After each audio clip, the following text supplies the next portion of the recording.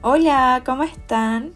Esperamos que estén muy bien. Nosotros estamos muy felices de estar aquí una semana más con ustedes, pudiendo hacerles estas charlas sobre el derecho.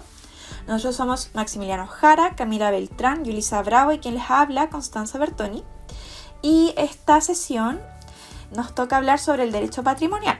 La sesión pasada que habíamos tenido presencialmente con ustedes habíamos hablado sobre lo que eran los derechos de los adultos mayores en Chile. Un tema muy importante que esperamos que les haya gustado.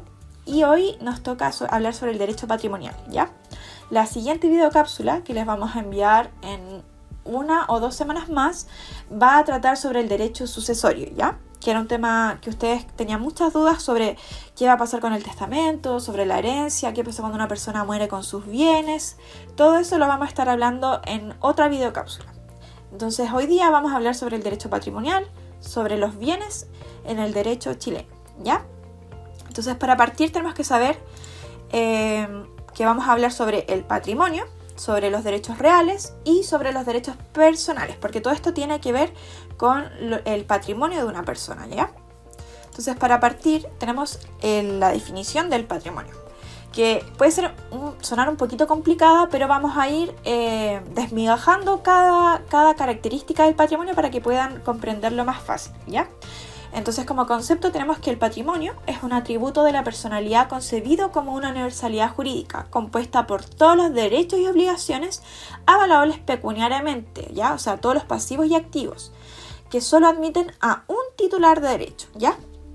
Entonces, ahora tenemos que distinguir que el patrimonio es el género y los bienes son la especie, ¿ya? Porque el patrimonio es una parte innata a la persona, ¿ya? Porque aún careciendo de bienes una persona no va a carecer de patrimonio, ¿ya? Porque el patrimonio es una universalidad de bienes y obligaciones, mientras que los bienes son solamente los objetos que se agregan a un patrimonio, ¿ya? Entonces hay una relación de género, que sería el patrimonio, y la especie, que serían los bienes, ¿ya? Entonces tenemos que saber que no son sinónimos. Y por otra parte, tenemos que saber que el patrimonio de una persona no se extingue nunca, sino que el patrimonio se puede transmitir mediante la sucesión, en la cual los bienes, los derechos y las obligaciones pasan a ser titulares de sus herederos, ¿ya? Que esto lo vamos a estar viendo entonces cuando la siguiente videocápsula les enviamos el video sobre el derecho sucesorio, ¿ya? Entonces, como características del patrimonio, nosotros tenemos que en primer lugar, es un atributo de la personalidad, ¿ya? Porque por cada persona que exista tiene un patrimonio, ¿ya? Por ser un ser humano, ya es innato que usted va a tener un patrimonio. En segundo lugar, tenemos que es una universalidad jurídica porque se compone por todos los bienes del titular, por todos los créditos, por todas las deudas que tenga. Y en tercer lugar, tenemos que es avaluable pecuniariamente, ¿ya? Porque todos los derechos y todas las obligaciones que forman parte del patrimonio van a tener un valor económico, ¿ya? En cuarto lugar, tenemos que toda persona tiene un patrimonio. Entonces, un recién nacido, ¿tiene patrimonio? Sí, porque aunque no tenga bienes ni deudas, ni tampoco activos ni pasivos, tiene un patrimonio. ¿Qué es lo que pasa? Que el recién nacido va a tener un patrimonio que se encuentra en valor cero, ¿ya? O sea, su patrimonio está neutro, pero eso no quiere decir que no tenga patrimonio, ¿ya? Y en quinto lugar tenemos que el patrimonio es intransferible, ¿ya? No se puede vender ni donar su patrimonio. Lo que sí se puede hacer es vender todos los bienes que componen el patrimonio, ya sea que una persona venda o done un bien determinado respecto del total de su patrimonio, o puede hacer que venda o done la totalidad de los bienes que integren el patrimonio, y esto lo puede hacer mediante una solemnidad, que es la escritura pública, ¿ya? Entonces ahora vamos a pasar a ver qué son los derechos reales, ¿ya? Porque tiene relación con los bienes, con los derechos que uno tiene sobre sus bienes. Entonces tenemos que saber que los derechos reales son los derechos que tenemos sobre una cosa sin respecto a determinada persona. ¿Por qué dice sin respecto a determinada persona? Porque se tiene respecto a todos, a toda la humanidad, no sobre una persona determinada, sino que yo puedo ejercer un derecho real sobre mi cosa respecto de todos los seres humanos, ¿ya? Entonces tenemos una enumeración de cuáles son los derechos reales, ¿ya? Que son varios, son el derecho de dominio, de herencia, de usufructo, de uso y habitación, de servidumbres activas, de prenda y de hipoteca. Pero solo vamos a ver, por el tema de que no tenemos tanto tiempo, el derecho real de dominio, el de herencia y el de hipoteca, que son los que más se utilizan y los que más se conocen, ¿ya? Pero antes de esto vamos a hablar sobre las características que tienen en común los derechos reales. ¿Cuáles son las características de los derechos reales? En primer lugar, tenemos que existe una relación directa entre el titular del derecho y la cosa, porque es dueño de la cosa, ¿ya? En segundo lugar, tenemos que los derechos reales sobre una cosa son permanentes, porque van a durar hasta que el titular del derecho lo estime conveniente, o sea, hasta que lo quiera vender, lo quiera donar, o hasta que la cosa de la que es dueño se destruya, ¿ya? En tercer lugar, tenemos que son absolutos, porque se ejercen para todos, como dijimos. No se tiene en consideración sobre una persona en particular, sino que se ejerce sobre todos, ¿ya? En cuarto lugar, tenemos que pueden ser derechos de garantía o de goce. Por ejemplo, los derechos reales de goce van a permitir al titular usar la cosa directamente a su beneficio, como la persona quiera, ¿ya? En cambio, el de garantía va a tener como finalidad asegurar el cumplimiento de una obligación principal. Por ende, si yo tengo la obligación, por ejemplo, de pagarle al banco una deuda, puedo, por ejemplo, hipotecar mi casa. Eso sería un derecho real de garantía que va a tener el banco sobre mi casa. Porque ¿qué pasa si yo no le pago al banco la deuda? La cosa que yo constituí en garantía, o sea, la casa que yo di en garantía, el banco la va a poder enajenar para así obtener con la ganancia de la venta de la casa el cumplimiento de la deuda que yo tenía con el banco, ¿ya? Y en quinto lugar, tenemos que los derechos reales están protegidos por acciones reales, ¿ya? O sea, si alguien me quiere quitar un bien, yo tengo derecho a la acción reivindicatoria, ¿ya? Tengo acciones legales para poder ejercer mi derecho respecto a ese bien. Son acciones específicas que en este momento no vamos a ver porque son más complicadas y tienen temas más legales, es más amplio el tema a desarrollar, pero es para que ustedes sepan que van a estar protegidos por acciones legales, ¿ya? El primer derecho real con el que nos encontramos es el derecho real de dominio, el cual es un derecho que se tiene sobre una cosa corporal, es decir, sobre una cosa real que puede ser percibida por nuestros sentidos, como por ejemplo una casa o un libro, para gozar y disponer de ella arbitrariamente mientras no sea contraria a la ley o derecho ajeno. Las facultades del dominio son tres. Primero, tenemos la facultad de uso, en donde se le permite al titular del derecho servirse de la cosa, como por ejemplo yo tengo el dominio sobre mi teléfono y hago uso de este. Luego tenemos la facultad de goce, en donde se le permite al titular del derecho apropiarse de los frutos y productos, es decir, disfrutar de la ganancia. Como por ejemplo, usted puede comer cuando desee naranja del árbol que se encuentra dentro de su casa, ya que su casa es de su dominio. Por último, tenemos la facultad de disposición, en donde se le permite al titular del derecho hacer con la cosa lo que se le plazca, tanto materialmente como por ejemplo modificar su casa cuando usted desee sin que nadie se oponga, como también jurídicamente, como por ejemplo venderla. También tenemos la clasificación de los modos de adquirir el dominio, la cual son 4. Primero tenemos los modos de adquirir el dominio originarios, es decir, la persona nace con el derecho de dominio sobre la cosa, como por ejemplo el derecho de dominio que usted tiene sobre su casa por naturaleza. Luego tenemos los modos de adquirir derivativos, el cual es el derecho que se traspasa de una persona a otra, como por ejemplo usted quiere entregar el dominio de su casa a su nieto, a su hermana o a su sobrino. Luego tenemos los modos de adquirir a título gratuito, en donde no existe un sacrificio pecuniario al momento de adquirir el dominio. Acá, sacrificio pecuniario se hace referencia a un monto económico, a dinero, como por ejemplo la donación, en donde no existe una transacción económica. Por último, tenemos el modo de adquirir a título oneroso, en donde sí existe un sacrificio pecuniario para adquirir el dominio, como por ejemplo una compra-venta. Usted vende su casa a otra persona y gracias a eso usted obtiene un monto económico, dinero. El usufructo. Bueno, ahí en la presentación les dejé el concepto legal de usufructo, que dice que, según el Código Civil, el usufructo es un derecho real que le transfiere a alguien la facultad de gozar de una cosa con el compromiso de conservar su forma y sustancia, y de restituirla a su dueño si la cosa no es fungible.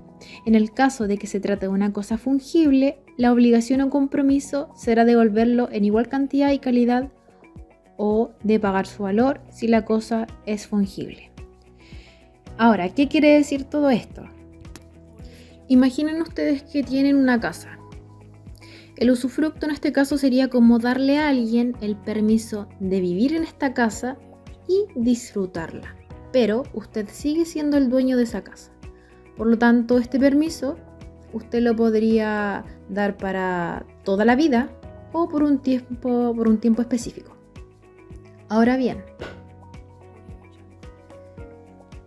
hay dos tipos de cosas. Algunas que son únicas, como por ejemplo su casa. Para usted su casa es algo único, es decir, una casa única. Y hay otras que pueden ser reemplazadas fácilmente por otras cosas similares, como por ejemplo una colección de libros o herramientas. Ahora, si la cosa que usted le prestó a la otra persona es una cosa única, como por ejemplo su casa, cuando la persona termine de vivir ahí, debe devolvérsela tal como estaba al momento que usted se la pasó. Es decir, debe cuidarla y no debe hacer grandes cambios. Pero ahora, si usted le prestó algo que se puede reemplazar fácilmente por una cosa igual, como por ejemplo una colección de libros, entonces al final la otra persona puede devolverle la misma cantidad y calidad de libros o incluso pagarle el valor de esos libros. Ahora, ¿quiénes son parte del usufructo? Bueno, tenemos el nudo propietario, que es el dueño del bien, y por otro lado el usufructuario, que es quien está gozando o gozará del bien. En este caso, cuando se da un usufructo, la persona que lo recibe, llamada usufructuario, puede disfrutar de la cosa, vivir en este caso vivir en la casa o utilizar algo especial, pero la propiedad real sigue siendo del dueño original, llamado nudo propietario o propietario. El usufructuario tiene la responsabilidad de cuidar y mantener la casa. La hipoteca.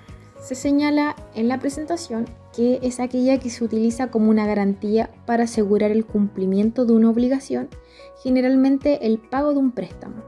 El deudor ofrece su propiedad como garantía y en caso de incumplimiento, el acreedor tiene el derecho de hacer efectiva la garantía. Es decir, lo explicaré con otras palabras. La hipoteca es algo así como un acuerdo legal que se utiliza cuando alguien quiere pedir prestado dinero, especialmente se suele hacer esto para comprar una casa. Es como una promesa de devolver ese dinero y como garantía se utiliza la casa que se está comprando. Es decir, imaginen que ustedes tienen una casa y necesitan dinero para algo importante. Entonces ustedes van al banco y le dicen que les gustaría pedir dinero prestado y en el caso de que ustedes no puedan devolverlo posteriormente, le permiten al banco tomar su casa como pago. Esa promesa y acuerdo se llama hipoteca. Ahora, esta hipoteca debe ser inscrita en el conservador de bienes raíces. Esto es algo muy importante porque al registrarse todos van a saber que su casa está siendo utilizada como garantía. Y bueno, no se preocupe porque no significa que usted va a perder su casa automáticamente. Más que nada es solo una precaución en caso de que algo no salga como se planeó. Es decir, usted todavía es dueño de su casa, puede vivir en ella y disfrutarla como siempre. Pero si por alguna razón no puede cumplir con el acuerdo que hizo con el banco de devolver el dinero prestado, el banco lo que podría hacer es tomar su casa y venderla para recuperar ese dinero que prestó. Por lo tanto, en resumen, la hipoteca es una especie de arreglo para obtener dinero prestado, donde la casa se ofrece como seguridad. En cuanto a los derechos del acreedor, el acreedor hipotecario, que en este caso sería la entidad o la persona que presta dinero y toma una hipoteca como garantía, que en este caso sería, por ejemplo, el banco, tiene el derecho de exigirle a usted el pago de la deuda. Y en última instancia, de tomar posesión del bien hipotecado si el deudor no cumple con sus obligaciones, es decir, si usted no cumple con sus obligaciones. En otras palabras, cuando usted pide dinero para una casa, el banco quiere protegerse. Y hay algunas cosas que pueden hacer, en este caso puede hacer el banco, si por alguna razón usted no puede devolver el dinero. Puede pedirle el pago, es decir, exigirle el pago. Primero, el banco tiene el derecho de decirle a usted que debe devolver el dinero que prestó. Y bueno, siempre es bueno devolver lo que se debe a tiempo. Y por otro lado, puede tomar posesión de la casa. Es decir, si por alguna razón usted no puede devolver el dinero y usted acordó que la casa se iba a usar como garantía, que esa sería la hipoteca, el banco tiene el derecho de tomar posesión de la casa. Y la otra opción que tiene también el banco es de vender la casa, que se suele hacer una vez que toma posesión de esta. Entonces lo que hace el banco aquí es vender la casa para recuperar el dinero que le prestó a usted. Esto no significa que lo van a echar de la casa automáticamente, pero es algo que puede suceder si no se encuentra una solución. Bueno, todos estos derechos están detallados en un papel llamado contrato de hipoteca, que es como un acuerdo escrito entre usted y el banco cuando pide dinero para comprar una casa. Y por último, en cuanto a la extinción de la hipoteca, es decir, ¿cuándo termina la hipoteca? La hipoteca termina cuando usted paga todo este préstamo, en este caso le paga el dinero al banco. Supongamos que con el paso del tiempo usted le devolvió el dinero al banco. Entonces, una vez que usted ha pagado todo, la hipoteca se elimina. Por lo tanto, la casa es completamente suya y ya no tiene ninguna deuda con el banco. También hay otras maneras de cumplir. En algunos casos podría usted vender la casa y usar el dinero de la venta para pagar el préstamo. También podría haber otras formas de cumplir con lo acordado. Lo importante es que de alguna manera usted cumpla con sus compromisos. Y finalmente, después de cumplir con todo lo que se acordó, es necesario que usted lo haga oficial. Es como cuando firma usted un papel en donde dice que hemos hecho tal como lo acordamos. Es decir, hicimos todo lo que se acordó. Por lo tanto, la casa ahora es completamente mía. Y este papel se llama cancelación de hipoteca y se registra en se registra en un lugar especial para que todos sepan que ya no tiene usted ninguna deuda con el banco. Por lo tanto, la extinción de la hipoteca es simplemente el final de este acuerdo con el banco. Ahora hablaremos de un tema nuevo, que es los derechos personales. Los derechos personales se definen como aquellos que pueden reclamarse de ciertas personas. Para entender este concepto, hablaremos de 3 elementos muy importantes, los cuales son el acreedor, el deudor y la prestación. Un ejemplo de esto sería usted prestándole dinero a su hijo. Usted sería el acreedor, el deudor sería su hijo y la prestación es el dinero que usted le prestó a su hijo. En este ejemplo se genera un derecho personal, es decir, usted como prestamista adquiere un derecho personal contra su hijo por la prestación dada.